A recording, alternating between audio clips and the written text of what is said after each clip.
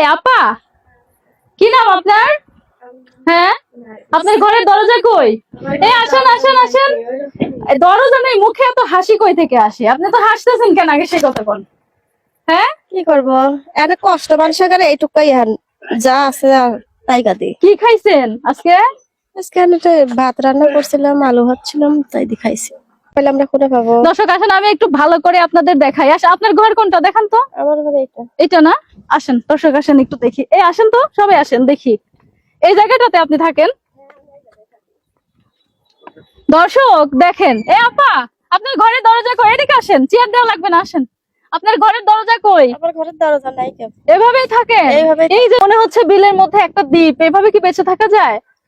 আর না পারলে কি করবো, এইভাবেই থাকা লাগবে। কয় ছেলে মেয়ে আপনার? এক ছেলে এক মেয়ে। আপনার স্বামী কি করে? সবাই কৃষি কাজ করে। আল্লাহ, মানুষ এত কিছু পরেও ভালো থাকতে পারে।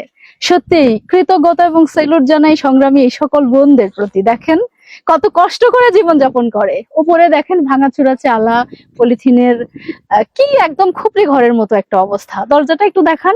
দেখেন প্রিয় দর্শক, এভাবেও বেঁচে থাকা যায়। এটাও যে কারো জীবন হতে পারে, এই বোনটাকে এই পরিবারে না আসলে, না দেখলে বুঝতাম না। দেখেন, ভিডিওটি বেশি বেশি শেয়ার করবেন। আর আমি যেই দরজাটাতে হাত দিয়েছি, এই দরজাটার ব্যবস্থা করে দিবেন, এই ঘরটার ব্যবস্থা করে দিবেন, যেন 2 সন্তান নিয়ে এই আপা বলতে পারে পৃথিবীতে ভালো মানুষ আছে এখনো, যাদের ছায়াতলে অসহায় মানুষ থাকতে পারে। অভাব অনটন যাদেরকে স্পর্শই করতে পারে না, যারা জীবনের প্রত্যেকটা মুহূর্তেই হাসি খুশিতে থাকে, যারা শত কষ্টের মাঝেও ভালো থাকার চেষ্টা করে। বলতে পারেন পৃথিবীর এরাই হচ্ছে সব থেকে সুখী মানুষ। এত কষ্টে থাকার পরেও দেখেন কি অবস্থা, কি ব্যাকগ্রাউন্ড। কতদিনের সংসার আপা? তা 12 বছর হয়ে গেছে। 12 বছর। 12 বছরের জীবনে কি পেয়েছেন? 12 বছরে জীবনের সংসারে কিছুই পাইনি। 2টি চাল হয়েছে, এই সংসার থেকে চাল পাল থেকে যাওয়া যায়, কিছু না পাইলাম তো আমার 2টি চাল তো আছে। এই যে চারিদিকে কোনো বাড়ি ঘর নাই, এই বিলের মধ্যে একা একা পড়ে আছেন। হ্যাঁ, একা একাই তো পড়ে ভয় আছি। লাগে না? ভয় লাগলেও তখন কিছু করার নাই, থাকা তো লাগবেই। আমার তার কোনো জায়গা নাই যে সেই জায়গায় যায় থাকবো। আপনার কাছে এটা বাড়ি মনে হচ্ছে, আমার কাছে মনে হচ্ছে একটা নিঝুম দ্বীপ। আশেপাশে কোনো মানুষের শব্দ পাচ্ছি না, পাচ্ছেন? আপনার কাছে হয়তো ওইরকম হবে পারে, কিন্তু আমার কাছে আমার বাড়ি এইটি। এ আপা, এইটুক জায়গার মধ্যে থাকেন? মানে আমি এক ধাপ করে আপনার কাছে আসতেছি আর অবাক হচ্ছি। এদিকে আসেন, এদিকে আসেন। দর্শক, প্রথম দর্শনে যেটা দেখে ভেবেছিলাম, আমি এসে তার থেকে 1000 গুণ কষ্ট দেখতে পাচ্ছি।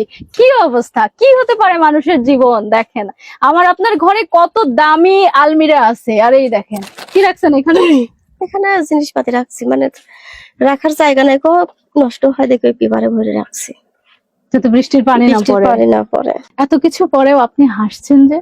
এত কিছু পরে হাঁস পলা আমরা যদি সবসময় যদি মনে কষ্ট লিয়ে থাকি, আমরা তো আর বাইচে থাকা লাগবে। আমার ওই মনে হাসি টুকাই আমার গান। মনে হয় না আপা মানুষ 10 তলাতে থাকে? মনে তো হয় যে মানুষের একটা জিনিস দেখলে মানুষের আফসোস হয়। এখন আমার ওই আফসোস টুকা করে তো আর লাভ হচ্ছে না পা। দর্শক, মানবিকতার কাছে আজকে আমি হেরে গেছি, আজকে আমি বিধ্বস্ত। আজকে আমি এই জায়গায় এসে যে হাসি, যে উচ্ছ্বাস, যে আনন্দ পেয়েছি, তা দেখে হয়তোবা আমার আর অন্য কিছু দেখার শখ নেই। ভাঙাচোরা একটা দরজা দেখেন, ঘরে নেই একটা ভালো ফ্যান অথবা কোনো কিছু, সবকিছু মিলে অত্যন্ত মানবেতর জীবনযাপন করছে পাশে থাকা এই বোনটি। তবুও তার বিন্দু মাত্র ক্ষোভ নেই, আক্রোশ নেই, আক্ষেপ নেই, কারো কিছু কোনো কিছু দেখার পর কোনো চাহিদা নেই।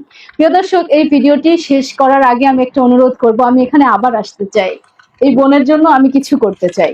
দেখেন কি দুর্দশা, কি দুঃখজনক বিষয়। দেখেন কত কষ্ট করে থাকে, আসলে মুখ ফুটে কিছুই বলতে পারছে না। তারপর আমি আপনাদেরকে দেখালাম এইভাবে বেঁচে থাকা যায় না। প্রিয় ভাই বোন, আপনারা আমাকে আবার আসার মতো ব্যবস্থা করে দেন। আমি এই জায়গায় আসতে চাই, আমি এই ঘরটা নতুন করে তাকে মেরামত করে দিতে চাই, টিন দিয়ে বেড়া দিতে চাই, যাতে করে স্বামী সন্তান নিয়ে সে একটুখানি ভালো থাকতে পারে।